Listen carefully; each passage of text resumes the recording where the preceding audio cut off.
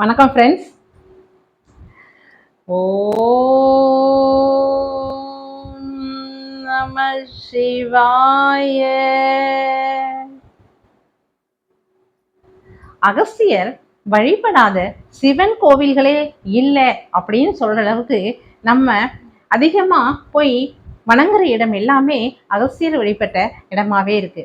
அப்படித்தாங்க ஒரு முறை அகஸ்தியர் நம்ம தென் திசையை நோக்கி வரும்போது ஒரு கோவிலுக்கு சென்று ஈசனை வழிபடணும் அப்படின்னு நினைக்கும் போது நட சாத்திட்டாங்க. உடனே என்ன பண்ணாரு, ஈசா நான் என்ன பண்றது சிவபெருமானே அப்படின்னு கேட்கும்போது, ஈ வடிவெடுத்து நீ வந்து என்னை வழிபடு அப்படின்னு சிவபெருமானே சொல்லியிருக்கார் பாருங்க. அப்படி சொல்லப்பட்ட அகஸ்தியரால் வணங்கப்பட்ட கோவில் திருவிதாங்க மலை அப்படின்னு இருக்குங்க. அந்த மலை மேல இருக்கிற ஈசன் பெயரு மரகதாசலேஸ்வரர். மரகதாசலேஸ்வரர், அம்பிகை பேரு மரகதாம்பிகா அப்படின்னு இருக்கு. சரி, இது என்ன கோவில், இந்த என்ன மலை எங்க இருக்கு அப்படின்னு கேட்டீங்கன்னா, நம்ம திருச்சிக்கு பக்கத்துல இருக்க திரு ஈங்கோய் மலை அப்படின்னு இன்னைக்கு நம்மளால அழைக்கப்படுற திரு ஈங்கோய் மலையில இருக்கக்கூடிய சிவபெருமானை பற்றியும் அம்பாளை பற்றியும் தான் இப்ப நம்ம இந்த பதிவுல பார்க்க போறோம். ஃப்ரெண்ட்ஸ், நான் எப்பவும் சொல்ற மாதிரி தான், நீங்க முதன் முறையா ஜெயகௌரி ஜோதிடாலயம் சேனலை பார்க்குறவங்களா இருந்தா சப்ஸ்கிரைப் பண்ணுங்க, அப்படியே பெல் ஐக்கான ப்ரெஸ் பண்ணுங்க, லைக் பண்ணுங்க, ஷேர் பண்ணுங்க ஃப்ரெண்ட்ஸ். அப்படியே ஓம் நம சிவாய அப்படின்னு கமெண்ட் பண்ணுங்க ஃப்ரெண்ட்ஸ். வாங்க ஃப்ரெண்ட்ஸ், பதிவுக்குள்ள போலாம்.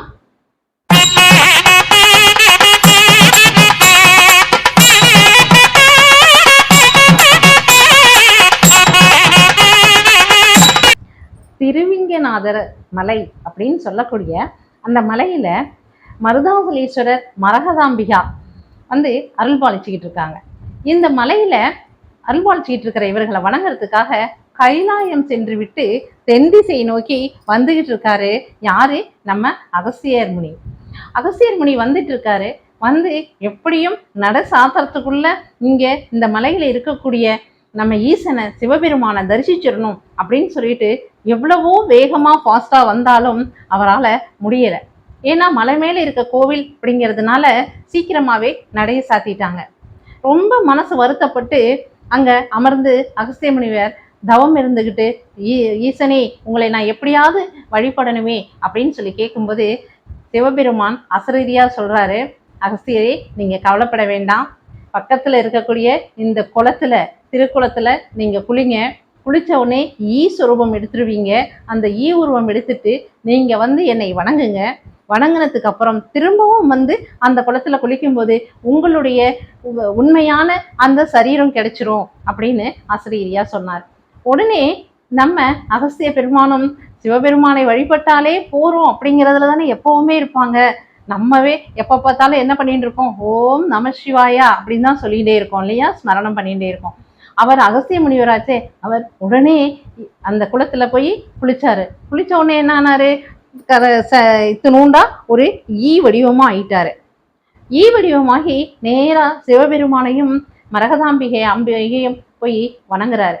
வணங்கிட்டு நல்ல, அதாவது கண்குளிர தரிசனம் பண்ணி வழிபட்டுட்டு திரும்பவும் இங்க வந்து இந்த குளத்துல குளிக்கும் போது அகஸ்திய முனிவர் தன்னுடைய சுய ரூபத்துக்கு சரீரத்துக்கு வந்துட்டாரு. உடனே மிக்க சந்தோஷமா இருந்த அகஸ்திய முனிவர் கீழே இருந்தே நிறைய பாடல்களையும் பாடியிருக்காரு. நமக்கும் நிறைய விஷயங்களை இந்த கோவில இருந்து சொல்லியிருக்காரு அப்படின்னு புராணங்கள் சொல்லுது. இப்ப இந்த அகஸ்தியர் வழிபட்டதுனால, ஈயா போய் வழிபட்டதுனால திரு ஈங்கோய் மலை அப்படின்னு பேர் வந்துருச்சு இந்த மலைக்கு. நம்ம ஈசனுக்கும் சிவபெருமானுக்கும் திரு ஈங்கோய்நாதர் அப்படின்னு பெயர் மருவி வழங்கலாயிருச்சு. மருதாம்பிகா சமேத ஈங்கோய்நாதர் எங்க இருக்காங்கன்னா திரு ஈங்கோய் மலையில அப்படின்னு சொல்லளவு அகஸ்தியர் வழிபட்டதுனால, ஈயா வந்து வழிபட்டதுனால அந்த பெயர் மருவி வழங்கிட்டு இருக்கு. இப்ப அதே போலதாங்க புராணங்கள்ல நிறைய கதைகள் சொல்லப்பட்டிருக்கு. அதுல இன்னொன்னு என்னன்னா, வாயு பகவானுக்கும் ஆதிசேஷனுக்கும் பயங்கர சண்டை நடக்குது. நீ பெரியவனா நான் பெரியவனா அப்படின்னு சொல்லிட்டு பயங்கரமா சண்டை நடக்குது. அதுல ஆதிசேஷன் வந்து மலையை இறுக்கி கட்டி பிடிச்சின்னு உட்காந்துருக்காரு. ஏன் தெரியுங்களா, வாயு பகவான் பயங்கர புயலா அடிக்கிறாரு. புயல் அடிக்கும் போது ஆதிசேஷனால ஒண்ணுமே பண்ண முடியல பாருங்க. அப்ப பெரிய மலை இருக்கு இல்லையா, பொதிகை மலை, அதை நல்லா இறுக்கி சுத்தி பிடிச்சுட்டு நின்றுட்டு இருக்காரு. அப்பவும் ஒன்றும் பண்ண முடியல. அப்படி நெருக்கும் போது அந்த மலையில இருந்து மரகத கல்லு, பச்சை கல்லு, இது மாதிரி மாணிக்க கல்லு, இது மாதிரி இருக்கக்கூடிய நவரத்தின கற்களும் அப்படியே வீசி விசிறி அடிக்குது பாருங்க. ஏன்னா ரொம்ப இறுக்கி பிடிச்சிட்டு இருக்காரு ஆதிசேஷன். அதனால அப்ப அந்த மரகத கல்லெல்லாம் இங்க விழுந்த இடம்தான் இந்த திரு ஈங்கோய் மலை அப்படிங்கிறது. அதனாலதான் மரகத மலை அப்படின்னு சொல்றாங்க. அதுக்கப்புறம் சிவபெருமான் என்ன பண்ணினாரு, 2 பேத்தையும் கூப்பிட்டு வச்சு சமாதானம் பண்ணி, நீங்க 2 பேருமே இந்த மாதிரி சண்டை போடுறதுல பிரச்சனை இல்லை, 2 பேரும் ஒரே மாதிரி பலம் கொண்டவங்க தான் அப்படின்னு சொல்லி மோதலை சரி பண்ணி வச்சாரு பாருங்க. தவிர்த்துட்டு சந்தோஷமா இருங்க, மக்களுக்கும் சந்தோஷத்தை கொடுங்க, கஷ்டப்படுத்தாதீங்க அப்படின்னு சொல்லிட்டு எப்படி சொன்னார்னா, மரகத லிங்கமா அங்க உருவெடுத்து நின்று அவங்க மோதலை தவிர்த்தாராம் பாருங்க. யாரும் பெரியவர்கள் சின்னவர்கள் இல்லை, எல்லாருமே ஈக்குவல் தான் அப்படின்னு சொல்ற மாதிரி மரகத லிங்கமா வந்து 2 பேத்தையும் சமாதானம் படுத்தி வச்சதுனால இது மரகத லிங்கம் அப்படின்னு சொல்றாங்க. அதாவது மரகதாம்பிகை மரகத லிங்கம் அப்படின்னு சொல்றாங்க. சிவபெருமானுக்கு ஈங்கோய்நாதர் அப்படிங்கிற பெயர் தான் பிரபலமா இருந்துகிட்டு இருக்கு. அப்புறம் இந்த மலையில இந்த சிவபெருமான் நம்ம திரு ஈங்கோய்நாதர் இருக்காரு இல்லைங்களா, அவரை வழிபட்டுதான் போகர், சித்தர் போகர் அவருங்க இந்த நவபாசான சிலை செய்யக்கூடிய சித்தியை இந்த கோவில்ல தான் தெரிஞ்சிருந்தாங்க அப்படின்னும் புராணங்கள் கூறுது. அதே போலதாங்க ஞானசம்பந்தர், நக்கீரர், சுந்தரர் இவங்க எல்லாமே திருஈங்கோய் மலையில இருக்கக்கூடிய ஈங்கோய்நாதர் சிவன் பெருமான நல்ல பாடகங்கள், பதிகங்கள் மூலியமா வழிபட்டிருக்காங்க. அதுல நக்கீரர் தொகுத்து கொடுத்த ஒரு நூல் ஈங்கோய் 70 அப்படின்னு பேரு. அந்த ஈங்கோய் 70 அந்த புத்தகத்துல நம்ம படிச்சோம்னா, அந்த பதிகங்களை படிக்கும்போது ஈங்கோய்நாதரை பற்றியும், திரு ஈங்கோய் மலையை பற்றியும், மரகதாம்பிகை பற்றியும் நல்ல நம்ம விஷயங்கள்லாம் தெரிஞ்சுக்க முடியுது. அதே போல பாருங்க, சுந்தரர் ஒரு முறை இங்கே தரிசனம் பண்றதுக்காக வந்திருக்காரு.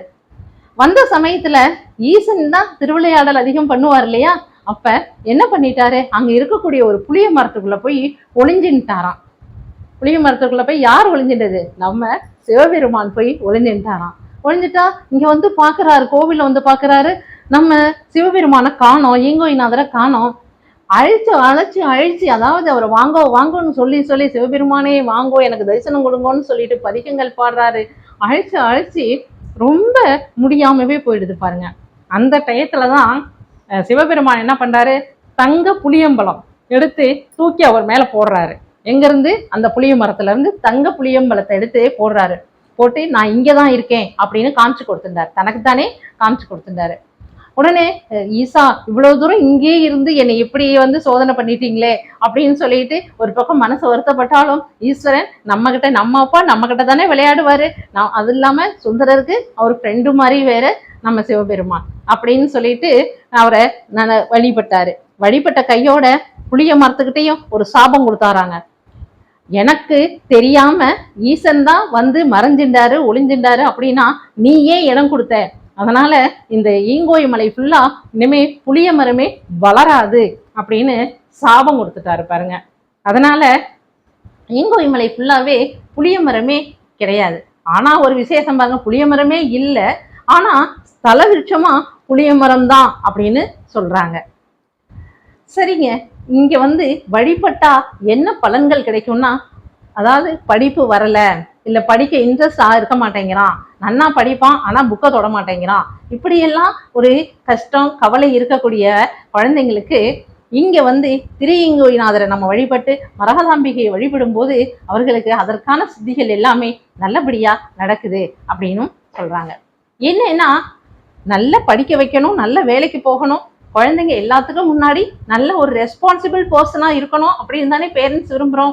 அதுக்காக தான் திரு ஈங்கோய் மலை ஈங்கோய்நாதரை நம்ம தரிசனம் பண்ணணும் அப்படின்னு சொல்றது. அதே போலங்க குழந்தை பேர் கிடைக்கவும் திருமண பாக்கியம் கிடைக்கவுமே மரகதாம்பிகையை வழிபட்டா நல்ல ஒரு பலன் கிடைக்கும் அப்படின்னு சொல்றாங்க.